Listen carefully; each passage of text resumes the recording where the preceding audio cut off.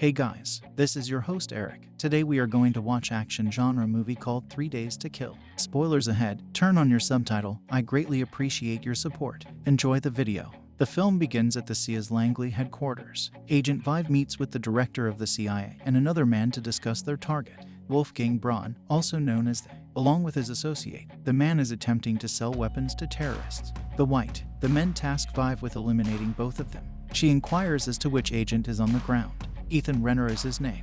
We meet Ethan in a hotel in Paris, where he and another agent, Yasmin, are preparing to take down the albino who is planning a deal with Serbians. Ethan has already murdered the buyers, and he conducts a quick and swift transaction with the albino.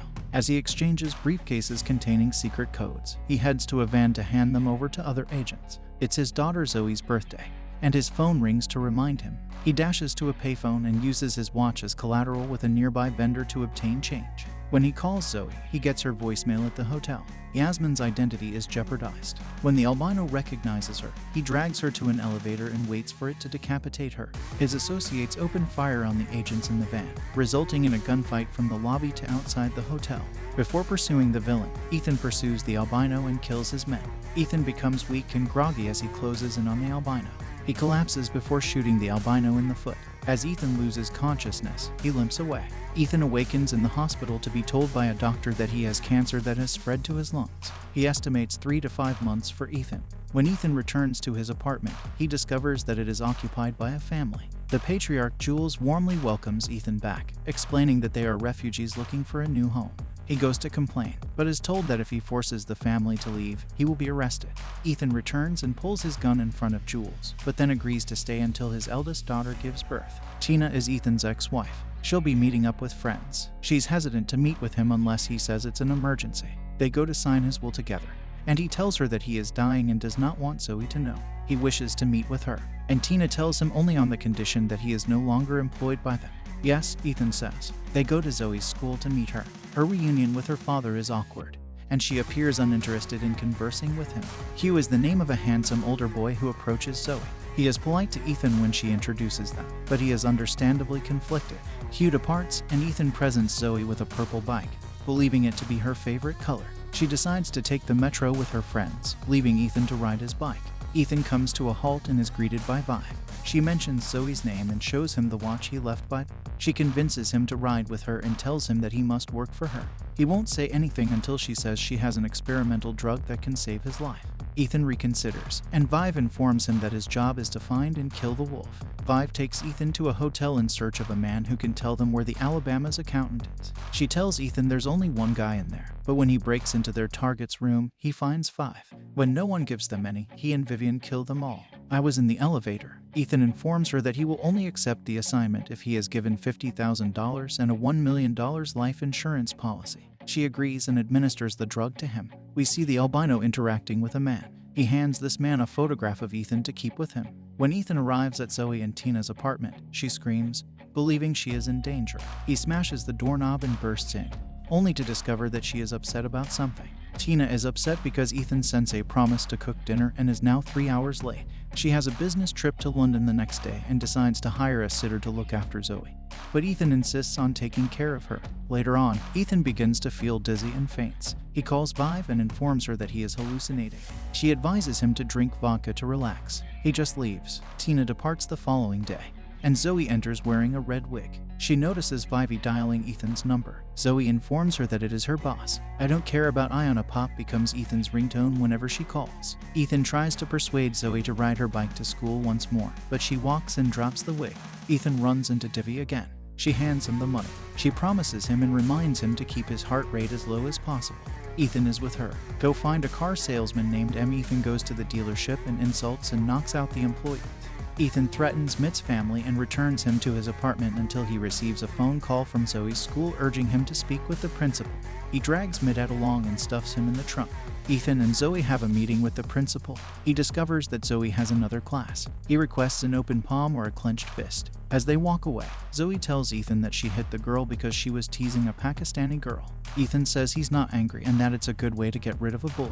Minute begins making a racket in the trunk, prompting Ethan to punch him and tell him to shut up. Zoe is irritated by his behavior and constant presence. She later calls him back to apologize and invites him to meet her at her favorite location.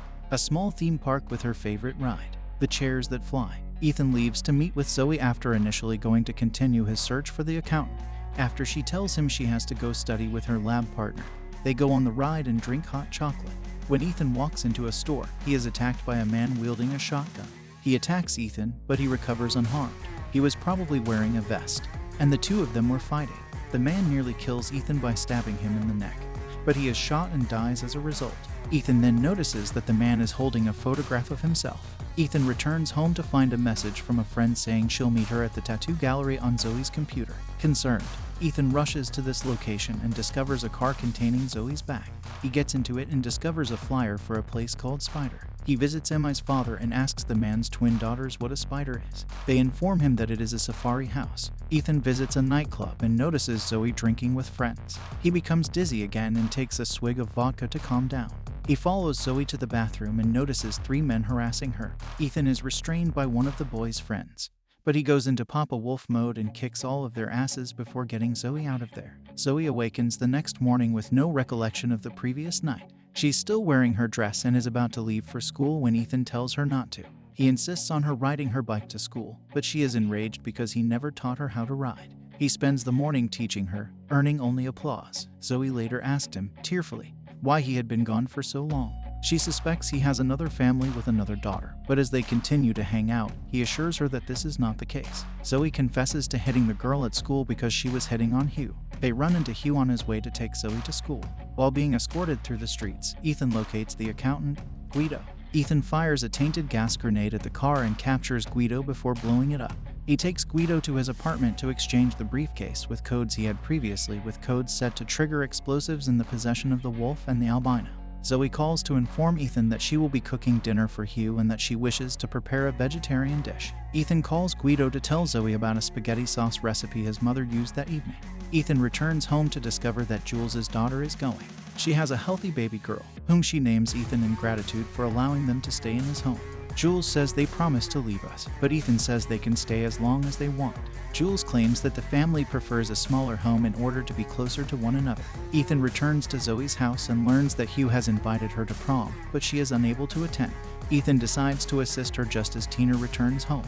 She is moved to tears as she watches them dance. They eat dinner together as a family, and Tina later tells Ethan that he should tell Zoe about his medical conditions. They will eventually end up sleeping together. The following morning, Vive calls Ethan to inform him that the albino is staying at the Grand Hotel. Ethan goes there and notices the villains board a car. Minna drives Ethan after them, slamming into cars until he pushes them all over a footbridge. Ethan saves me from the wolf and the albino flee so he can return to his family.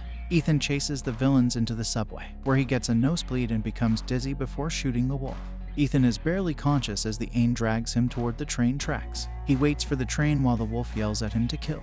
Ethan regains sufficient movement to propel the albino in front of the train. He exits just as it passes, and the wolf flees. He awakens to see Vive brought him in to fill in. She reminds him of the wolf's escape but informs him of the outcome of his treatment. The drug proved to be effective. Hugh and his family are to be met by Ethan, Zoe, and Tina. His father introduces Ethan to the wolf, his business partner. They recognize each other and shake hands awkwardly. Hugh's parents lead them all into. Tina eventually realizes Ethan is working on a project. She suspects he's been lying to her, but he assures her that he hasn't. Ethan flees as the wolf's men shoot at him. He dispatches the goons before confronting Wolf in an elevator. He shoots the elevator's wires, causing it to fall and crash to the ground. Hugh and Zoe, meanwhile, find a private room where they dance and share their first kiss. Ethan discovers the wolf crawling out of the elevator. He begins to feel weak once more, unable to shoot him. He drops the gun, which the wolf grabs until Vivi enters and pushes it to Ethan to finish the job. He refuses and drops the gun, and Vivi grabs it and shoots the wolf herself, remembering Tina and Zoe. Ethan is still living with Zoe in a house near a few years later. He's putting up a Christmas tree because he promised himself he wouldn't be late for Christmas. And we hear him say to Tina, there have been bad days, but they're still trying to keep the relationship together. Tina arrives, and Ethan admits to her that he hasn't always been there for her and Zoe as he should have been. Zoe approaches to invite her mother in so that Ethan can make them hot chocolate. Tina and Zoe sit together while Ethan goes into another room. She inquires of her mother whether Ethan will remain. Meanwhile, Ethan discovers a box containing a large syringe and a Christmas greeting from Vivi. She gave him the drug so he could continue to spend time with his family. Vivi stands in the distance, watching the family in their home. We really appreciate you watching. If you enjoy this video, please give it a like. And don't forget to subscribe to the channel with the notification bell because it is really important for us. Thank you.